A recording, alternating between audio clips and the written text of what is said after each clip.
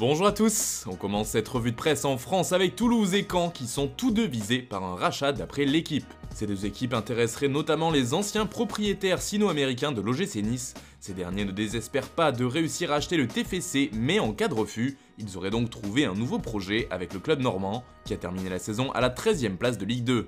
Autre information qui nous intéresse, c'est que l'Allemagne se démarque. Comme le rapporte le quotidien français, les joueurs de Bundesliga vont pouvoir reprendre le championnat à partir du 15 mai, en jouant les matchs à huis clos. Une nouvelle qui fait la une outre-Rhin à l'image du magazine Kicker, qui sort ce jeudi un dossier spécial sur la reprise à venir. Chez nos voisins belges aussi, on parle du retour du foot, mais plutôt du prochain championnat comme le rapporte la dernière heure. Le foot belge veut relancer sa nouvelle saison début août, affirme le journal. Belgique et Allemagne travaillent donc sur le retour du foot, mais en prenant des directions opposées. On part maintenant en Italie où l'exemple allemand donne un peu d'espoir à la presse. À l'instar du Corriere dello Sport, Merkel dit oui, à nous de jouer, s'emballe le journal transalpin.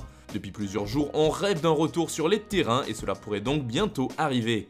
A noter qu'une réunion est prévue ce jeudi entre la Fédération italienne de football et un conseil de scientifiques pour évaluer la situation. Autre information qui fait les gros titres en Italie, c'est la guérison de Paolo Dybala. Il fait par exemple la couverture de la Gazzetta dello Sport aujourd'hui. Testé positif au coronavirus au début du confinement, l'Argentin l'était toujours il y a quelques jours. Mais après 2 tests consécutifs négatifs, il n'est donc plus infecté et plus soumis à un isolement à domicile. Quelle joya, s'amuse ainsi le quotidien italien.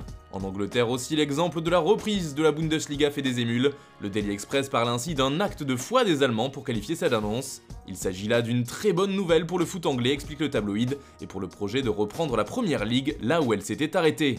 Et si les clubs britanniques choisissent de ne pas continuer la saison, la relégation des 3 derniers serait imposée, comme l'explique le Daily Mail, même si ce ne sont pas ces clubs qui sont considérés comme les plus récalcitrants contre le projet de reprise. De son côté, le Daily Mirror célèbre aussi l'exemple donné par le foot allemand, mais rapporte une information mercato qui concerne Jadon Sancho et Manchester United. Celle-ci fait également la couverture du Daily Star ce jeudi, le tabloïd fait dans le jeu de mots et titre « Sancho pour maintenant ». Manchester United va peut-être devoir attendre avant de faire venir l'attaquant du BVB, en tout cas les Red Devils sont prêts à patienter s'il le faut, afin de faire baisser le prix demandé par le Borussia Dortmund, qui demande au moins 100 millions de livres, soit environ 115 millions d'euros. Trop cher d'après United car le prix ne prend pas en compte le contexte actuel de crise sanitaire. Et comme le rapportent les Daily Star, dans ce cas les Mancuniens préfèrent attendre 12 mois de plus. Ils pourraient ainsi se tourner vers la France et notamment l'OL, car d'après le Progrès, Lyon craint la fuite de ses joueurs offensifs. Et United s'intéresserait toujours autant à Moussa Dembélé de même que Chelsea. Même problème avec Memphis Depay, suivi de près par la Lazio en Italie. Enfin pour avoir la Juventus, Manchester City et le PSG seraient intéressés par son profil. D'ailleurs, selon le Parisien, l'aventure est terminée entre Paris et Thomas Meunier. Le latéral belge se disait pourtant prêt à prolonger dans la capitale, mais ses exigences seraient trop importantes du point de vue de la direction du PSG. En Espagne, le Real Madrid a un problème avec Casemiro d'après AS, car le contrat du Brésilien se termine en 2021, il ne faut donc pas attendre avant de le prolonger. Surtout qu'il pourra négocier avec d'autres équipes en janvier prochain, comme le rappelle le journal. En revanche, le retour du foot est en bonne voie, c'est le moment pour les joueurs de passer au test. On passe des confinés aux masqués d'après AS. Les membres des équipes de Liga ont été testés et les résultats seront connus dans 48 heures environ.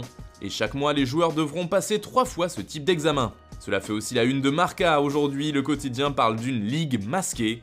L'information est également en couverture de Mundo Deportivo, mais ce qui nous intéresse ici, c'est celle concernant Philippe Coutinho.